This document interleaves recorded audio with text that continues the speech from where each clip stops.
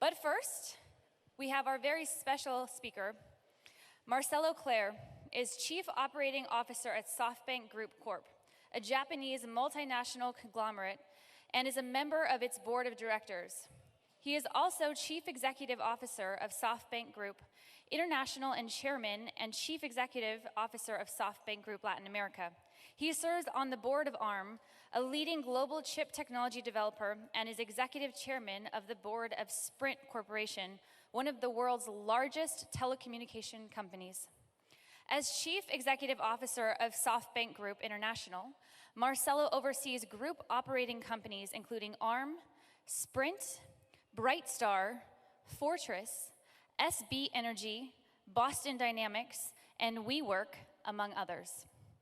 Marcelo is credited with transforming Sprint, one of the world's largest telecommunication companies, serving 54.6 million customers in nearly 200 countries. In his 4 years as CEO, Sprint grew revenues and reduced expenses while improving product and service quality. Sprint is currently seeking government approval to merge with T-Mobile. Upon merger completion, Marcelo will join the board of the new company, which has a total implied enterprise value of approximately $146 billion. That's a lot. Interviewing Marcelo will be our Startup World Cup chairman, Anis Uzzaman. Please help me in welcoming both of them to the stage. Thank you.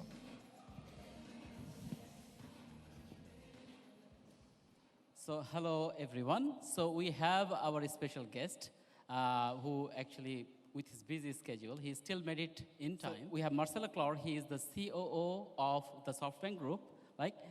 And he also actually is an entrepreneur. So he is here. So Marcelo, why you are here? That's the first question I have. So I thought I had a chance to win $1 million, so. Can he participate in this startup competition? Maybe he should try next year, right? So a round of applause for Marcelo for coming all the way. Thank you. So one great thing about Marcelo is that Marcelo is an entrepreneur himself. Actually, he started his own company, and he took the company to a massive level. We call it unicorn. Actually, it's bigger than unicorn. So Marcelo, why don't you take us through your journey at Brightstar that you have put together, and how did it finish? Great. So thanks for having me here. And when I heard the World Cup and the fact that they're going to choose who's going to be the next great entrepreneurs, I couldn't resist myself but figure out a way to get here. So I'm like most of you. I started my life as an entrepreneur. I started a very small company called Brightstar. I started selling phones from the back of my car, and we figured that there was a lot of potential inefficiencies in terms of how phones were being moved around the world.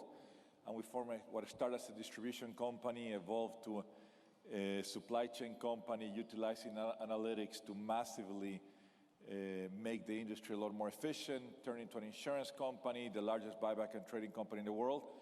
And a few years later, Brightstar became the largest distribution and supply chain company in the world in the wireless industry, became the largest Hispanic company ever founded in the United States.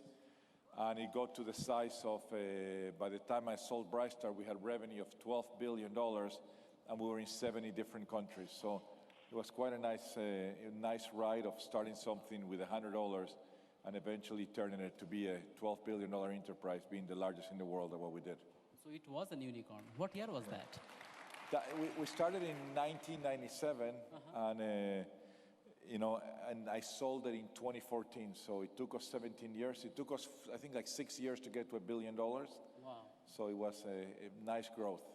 So what was the biggest hurdles you had to create $1 billion company? Like, can you, because we have a lot of entrepreneurs here, and please share your story. The main struggles you had as you into the $1 billion in revenue, and how did you overcome that?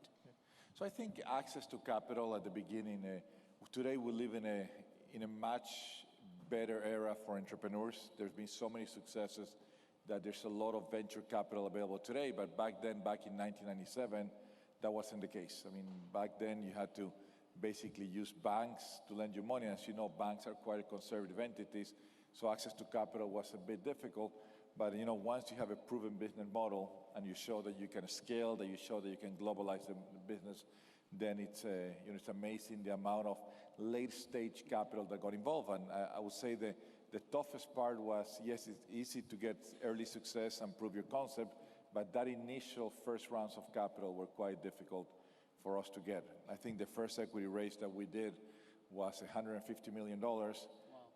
But that was on year 5 or year 6. So the first 5 years was bootstrap and just borrowing money from whoever was willing to listen to us. So that was one of the biggest challenges in terms of having good access to capital. But you raised a lot of capital. Who was your investor at that point? At that point, there was a company called Falcon out of Boston, then Prudential Capital, that's quite a conservative investor. That was the first round. Then a few months later, or a few years later, we raised money from a company called Lindsay Goldberg. We raised $350 million. And then I had my Massa episode, my Softbank episode that forever changed who I am today. Okay. So then you sold the company to Sprint, I guess, right? No, so the story is Brightstar was growing very fast, and we turned Softbank into one of our customers in Japan. Okay. I had the chance to meet Massa, and he loved what we did for him. We started running all the supply chain for all the used iPhones in Japan. Okay. We did quite good. Massa invited me to be in the board of Sprint. Okay. And then at that point in time, Massa was trying to buy T-Mobile to do this merge, and the government declined the merger, so Massa offered me the job to become the CEO of Sprint. Okay. Out of which I reminded Massa that I had a large company called Brightstar. Mm-hmm. So then Massa told me that he wanted to employ me, so he decided to buy Brightstar from me in exchange for me joining Sprint as a CEO. Wow. So Massa ended up buying Brightstar in some sense, right? Correct. To get in touch with you, right, basically? Correct. So then you joined Sprint, and I know that after you joined, Sprint went through a massive change, right? Can you explain us a little bit about that, and how did you change the revenue and everything else? Yeah, so it was very difficult as an entrepreneur to basically land in the middle of the US in Kansas City to a company that was 119 years old, was in massive financial dire straits. It was the previous year had lost $5 billion. The last 5 years combined, Sprint had lost $25 billion and was losing millions of customers. They had an employee exodus, the lowest customer satisfaction, and landing in a company like that and giving it back its entrepreneurial spirit and showing people that we could transform the company was quite a task. So we undergone a 5-year transformation that included building a network utilizing non-traditional methods. It included probably doing the largest cost reduction ever made. We took out $7 billion of cost out of the business. We put really good, compelling offers. We changed the brand. We borrowed the "Can you hear me" guy now from Verizon and switched him to Sprint. Yeah. And that was the best national campaign of the year. And 5 years later, Sprint delivered, I would say, the best financial results in its 120-year history. And then we decided that it was the time to merge with T-Mobile. Okay. We're in the final stages of the approval of getting this merger approved, which will create one of the world's most advanced 5G telecommunications companies. And we are so excited to do this because we believe that this new company is going to power a lot of the future entrepreneurs that are going to be in this country. Right. And we think that 5G is forever going to change the landscape of what happens next in the next wave or the next revolution of entrepreneurship. So is ACC still holding it back for you guys? Well, we're in the final stages. I've been to Congress. I've testified in Congress 3 times. I've been to numerous meetings with the FCC and DOJ. We have put our case forward. So I say we're in the final stages. We keep our fingers crossed. The commitments that we've made are quite large. We made a commitment to the U.S. government that we're going to build the world's most advanced 5G network covering every corner of the U.S. We made a commitment that we're going to increase jobs because this is going to be a growth story. We made a commitment that we're going to hit rural America, which currently they have no choice. We made a commitment we're going to invest $40 billion into the new network. Okay. And so I think we made all the necessary commitments. And I think the most important commitment we made is that we're going to have the best product and we're actually going to lower prices to consumers. So we hope that the U.S. is going to take a fresh look at this, and hopefully we're going to have a combined T-Mobile Sprint in the next few months. Perfect. Very good. So we talked about your start. We talked about sprint. That was your second thing that you did, and we all heard that you were changing the company in a good way, and we also are waiting for the merger to happen. Let's talk about Vision Fund. That is talk of the town. Actually, this is Silicon Valley. I think you're the largest fund in the world right now. So talk about the status of the first fund, like Vision Fund 1. How did it go? How much did you already invest? Do you have any leftovers? And then basically, what is the next thing? So a little bit about Vision Fund. I know that you're sitting on the board of ARM and Boston Dynamics and WeWork and a few. So give us a little bit of idea about that. First, I'll tell you, how does the Vision Fund get started and what is the logic behind it, right? If you look at Masa, the way he divided his time the last few years was he used to say, I spend 97% of my time operating my companies and only 3% of my time investing. And the investing track record of Softbank has been quite good. Masa started, he invested $10 billion. After a few years, those $10 billion turned into $250 billion. So we have a track record of delivering a 44% IRR over the course of the last 18 years. So we figured that if we could change things around and actually have Masa spend 97% of his time investing and 3% operating, we figured what would happen. So therefore we decided to create what is today the largest venture fund, the tech growth venture fund in the world, where the Vision Fund is a 100 billion fund. And what's interesting about the 100 billion fund is if you combine all the venture capital money in the world combined, doesn't amount to $100 billion. So, and the reason why we did that is we believe that we are on the verge of the most amazing revolution that the world has ever experienced, and that is the AI revolution.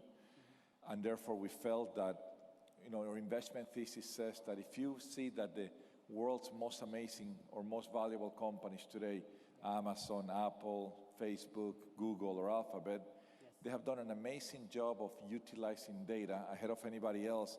But so far, the only thing that's been disrupted is that's been that advertising business, which is only 1% of the GDP, right? You look at the rest, you've disrupted some of retail, but that's only 6-7% of the GDP. And we believe that with the help of AI, the other 93% is open for disruption, meaning that there's $70 trillion economy, and we believe all of this is going to be disrupted in the next 10 or 20 years. Mm-hmm. So for that, we felt that we needed to make sure we had sufficient capital, sufficient dry powder in order for us to invest in the new economy, the next generation of companies that are going to pretty much disrupt everything that happens in the economy. So Vision Fund 1 launch, we thought it was going to take us a little longer to invest. As Masa said it publicly in the earnings statement, we're reaching the end of Vision Fund 1. It's been 2 years of investing. And if you do your calculations, we invest a little less than about $1 billion a week. Yes. We have over 80 to 90 companies invested. And then Masa also made it very public that we're now considering the evolution of Vision Fund 1 into a potential next Vision Fund. So we're very happy with the returns on Vision Fund 1. We also made it public in the earnings statement. We've been able to generate in excess of 44%, close to 45% equity IRR, which a lot of people disputed whether you could do the same with such a large amount of investment. So we feel that there's so much innovation going on in the world that we still have a long runway ahead of us. So did you end up investing all 100 billion, or you have still left from the Fund 1? No, we still have a little left, and then what you have to do is you always have to leave reserve for follow-on investments. Okay. But it's fair to say that we are getting close towards the end of Vision Fund, and I think we've done some amazing investments. So Marcelo, to you, what are your top 3 investments from Vision Fund 1? And I think it's very hard to choose, right? Because there's 82 companies. Yes. And the 82 companies are incredible, special. So they're all special. I would say that our investment thesis is we focus on a cluster of number ones. We like companies that are number one or have the potential to be number one, and that they're utilizing artificial intelligence to enhance their business model to disrupt traditional industries or to basically change the way we live, the way we work. I mean, we have some, we can start by saying we love ride sharing. Yeah. I mean, the way what Uber has transformed transportation is quite amazing. Yes. So we've been a large investor in ride sharing all over the world, in Uber, in Didi, in Ola, in Grab, which are the leading ride sharing companies in the world. Yep. We love what's happening with food delivery. And I was talking to a few millennials who have decided that they don't go to restaurants anymore. They let the restaurants come to their home. We love that. I mean, that is growing incredibly around the world, the amount of people who utilize their app to basically order their favorite food from the restaurants. We love healthcare, a company like Guardant Health, Yes. that now you have the ability to basically pool just take a small amount of blood work, and we're able to tell you what stage your cancer is and what potentially is the better treatment for your cancer. That's very different. Those people who have been associated with cancer, traditionally you had to do a tissue check that was quite painful and expensive. We love Catera, the fact that they can build prefabricated homes in 48 hours. We love what DoorDash is doing, how they're innovating and taking not only restaurants to your home, but also starting to take groceries and starting to take stuff you buy at Walmart, other places to your home. And I can go on and on. I mean, we have we love Oyo Hotels, Yes. which we anticipate Oyo will be the leading AI hospitality company in the world. We think they're going to surpass Marriott quite soon. And, it's a 25-year-old entrepreneur who's been doing this for less than 10 years. And on and on and on. I mean, I think we have the most amazing platforms that any group, any fund has ever put together. Yeah. And it's fascinating to see these companies starting to work together with each other. Perfect. So let's talk a little bit about your next fund. How big it is going to be? Can you predict? I mean, we try not to say that, but what I can tell is, as you can imagine, when you have a fund that's as successful as Vision Fund 1, it's fair to say that we think that the demand is going to be the same. So the first, at the beginning is just our own capital. What makes the Vision Fund or any of our funds so special is that a large LPs ourselves. It is basically Softbank's money, it's management's money. So we're fully committed, and I would say it's a little bit easier to get other LPs to jump in when you're basically putting your own money or your own capital to work. So we think it's going to be a significant fund. There's no change in terms of our investment philosophy, only betting companies that use AI. We think that the AI revolution that the world is starting to experience is just going to basically, the level of disruption and innovation that we're going to see in the next 20 years is going to be way bigger than the last 300 years. We've been through the broadband revolution, we've been where you've seen, or the internet revolution. We think this is significantly bigger, more impactful. Yes. So, we're looking at hundreds and hundreds of companies every week, and then we choose the one company a week that we invest in. Perfect. So if someone wants to get your money from Vision Fund 2, maybe, what do they have to do? What is it that you look for in a company when you invest? And I think the most important part are those entrepreneurs who understand that artificial intelligence is basically going to redefine every single industry as we know it, right? And those are the businesses that can grow into becoming a platform. Because what artificial intelligence is basically one thing, and that's called prediction. So entrepreneurs that have the ability to utilize data to predict, right? When you see so many Uber cars that are parked within 5 to 7 minutes of your ride of where you are, it's not that driver just magically happened to show up there, right? There's a heat map that allows you to manage, to balance supply and demand. A lot of fragmentation, both in the supply and in the amount of customers. And those are the businesses that we like, those businesses that create a network effect, those businesses that have the ability to massively scale, and those businesses that have the ability to basically change the way today we live our lives. And those are the businesses that we like to invest. So. Perfect. So I think you're focusing a lot on AI, right? And the prediction, basically, right? 100%. So the AI company is doing good. In terms of like AI, everybody's saying that is the next big thing. From your perspective, what are the next big thing? Is it only AI or something else also that you will see in the upcoming future? And I think if you look at what is happening, why AI is going to redefine everything. Let's start first with the world is building the most advanced communications companies. And this is why 5G is so important, because you're able to reduce latency. Yes. Okay, you're able to provide, we spec if you look at the amount of people today that live on Earth, there's 7 billion people. Fast forward a few more years, we'll get to 10 billion people. But what's going to happen is we expect that in the future, there's going to be close to 1 trillion connected things. So it's 10 billion people to 1 trillion connected things. That means 100 connected things, if not more, per person. And all of those connected things are basically going to be able to, they're going to have a tremendous amount of data that is going to be transmitted to high computers that are basically going to be able to have the right algorithms to basically predict what is going to happen. And that is why you're going to see the combination of IoT, 5G, and AI, and that's where the true robotics come into place. And there's going to be tens of millions of robots, and robots is not what we know as the humanoid robots. Robots are going to be those autonomous cars that are transporting people. Robots are going to be those autonomous cars that are transporting goods and services. So when I look at the next big thing is, how do you have autonomous vehicles basically redefine the way we move, redefine the way goods can move, and that is a lot closer than what we have anticipated. So that is one trend that it cannot go away. Another trend that we see is the last mile logistics or last mile delivery. The consumer, I remember back then, not too long ago, how it was such a big deal. Amazon Prime was such a big deal, the fact that you were able to order something and get it 1 or 2 days later. That was revolutionary. Consumers want immediate gratification. Consumers want to have the ability right now to order something and get it on same-day delivery. So you want to order something in the morning, you want to get it in the afternoon. But what consumers are starting to demand right now is the fact that they want to get 15 or 30-minute delivery. And the way that changes is those enormous distribution centers that we used to have around the country.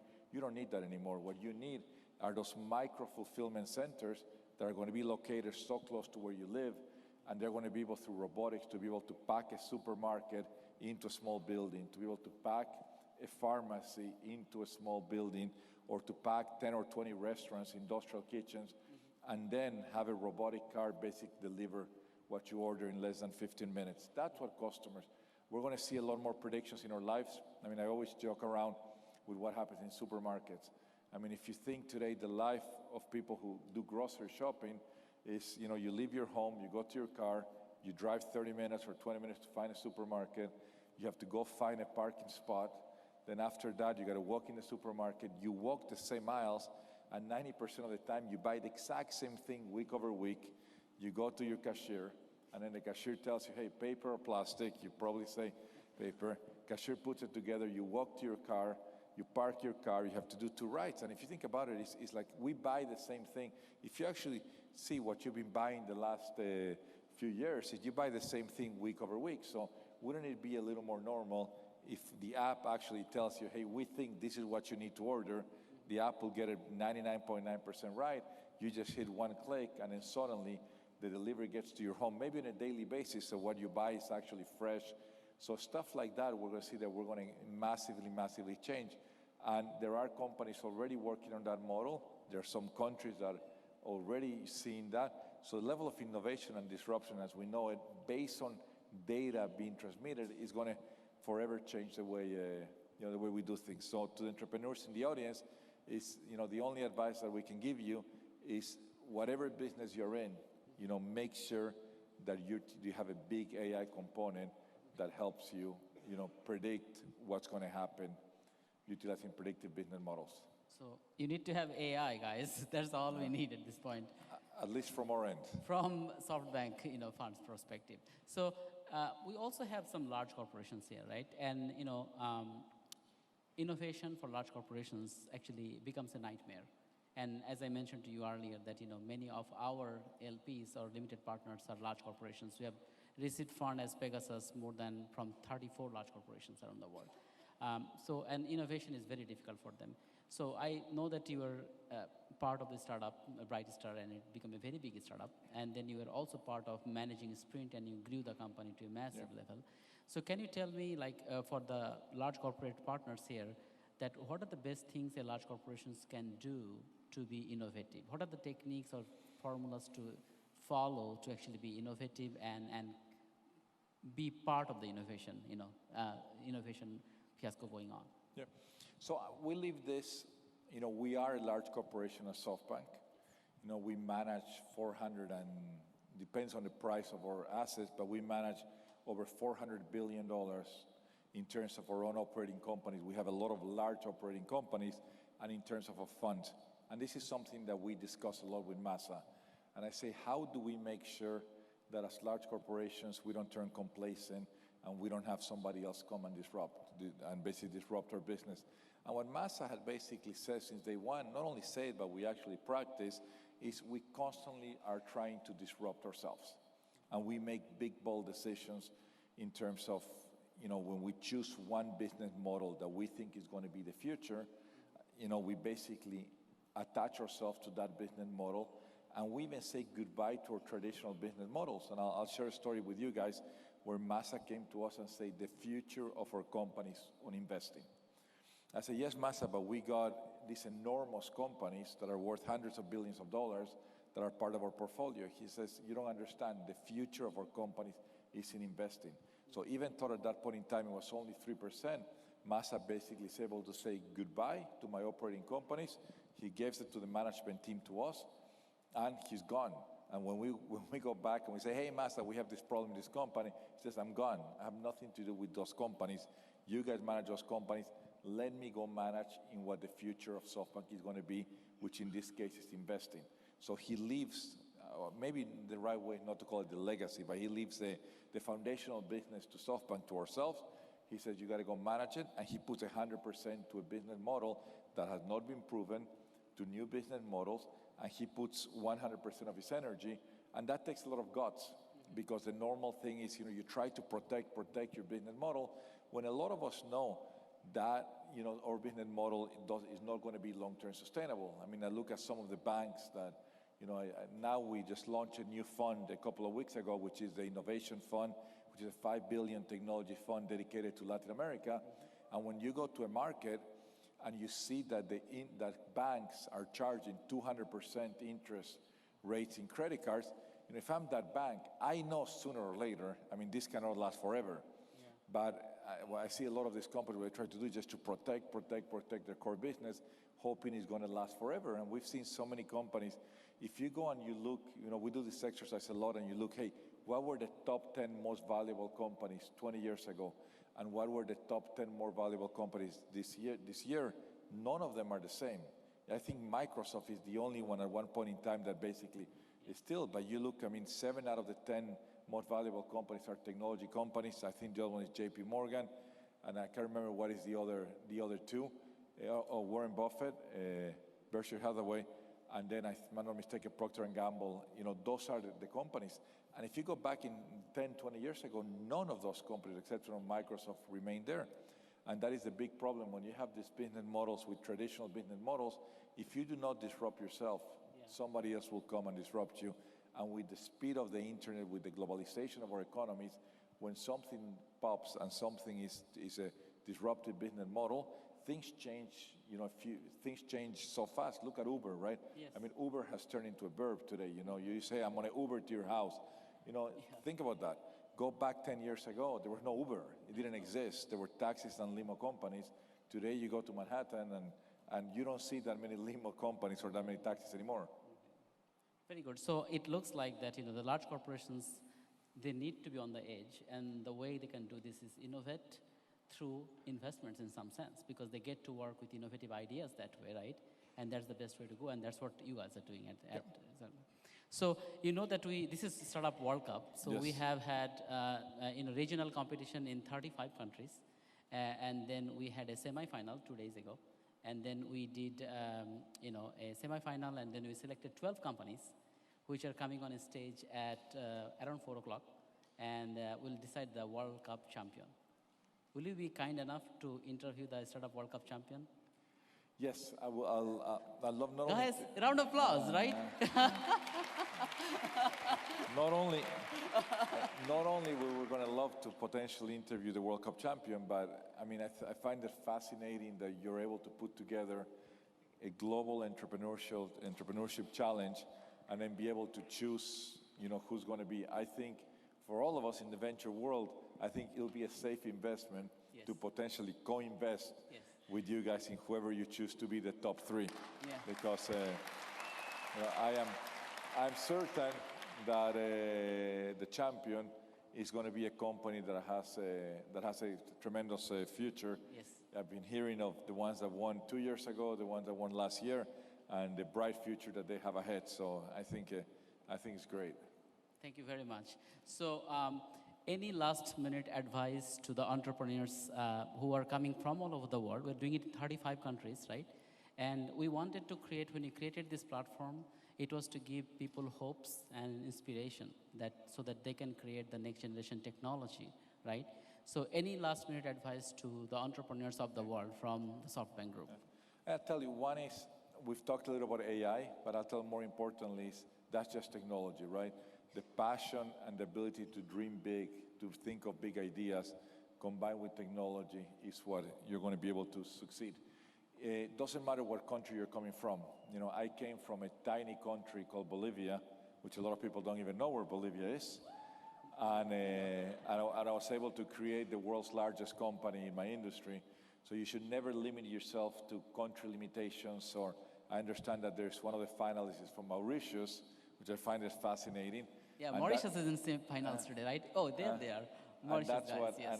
and that's the beauty of the world we live in. You know, when you live in an ever-connected world with all of us have a democratic access to the internet and communications, Yes. you're no longer limited to where you are. So you can build the world's most exciting companies regardless of where you are. You just got to make sure that you think big, you have passion, and remember to use AI as you build your companies. So thank you. Thank you very much. you. Thank you. Thank you.